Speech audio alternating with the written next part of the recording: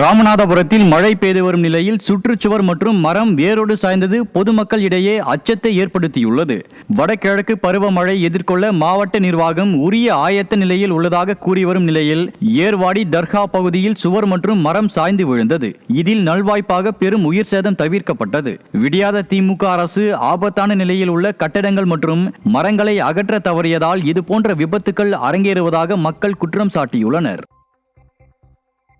தருமபுரி மாவட்டம் பஞ்சம்பள்ளி அருகே இருசக்கர வாகனங்கள் மோதிய விபத்தில் அரசு பள்ளி ஆசிரியை இறந்த வீடியோ வெளியாகி அதிர்ச்சியை ஏற்படுத்தியுள்ளது. பெரியானூரைச் சேர்ந்த அரசு பள்ளி ஆசிரியர் கவிதா நல்லாம்பட்டி அரசு நடுநிலைப் பள்ளியில் ஆசிரியையாக பணியாற்றி வந்தார்.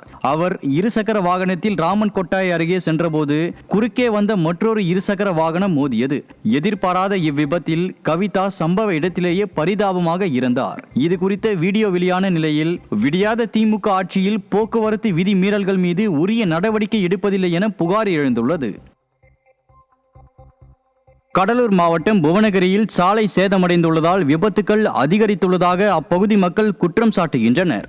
எல்லைக்குடி கிராம பகுதியில் உள்ள சாலையில் பள்ளம் ஏற்பட்டு கற்கள் பெயர்ந்து மிகவும் சிதலமடைந்து காணப்படுவதால் வாகன ஓட்டிகள் அச்சத்தோடு செல்வதாகவும் புதிய சாலை அமைக்க பலமுறை கோரிக்கை வைத்தும் நடவடிக்கை எடுக்கப்படவில்லை எனவும் வேதனை தெரிவித்தனர். விடியாத திமுக அரசின் அலட்சியத்தால் முறையான சாலை வசதி இல்லாமல் மக்கள் அவதிப்படுவதாக குற்றம் சாட்டப்படுகிறது.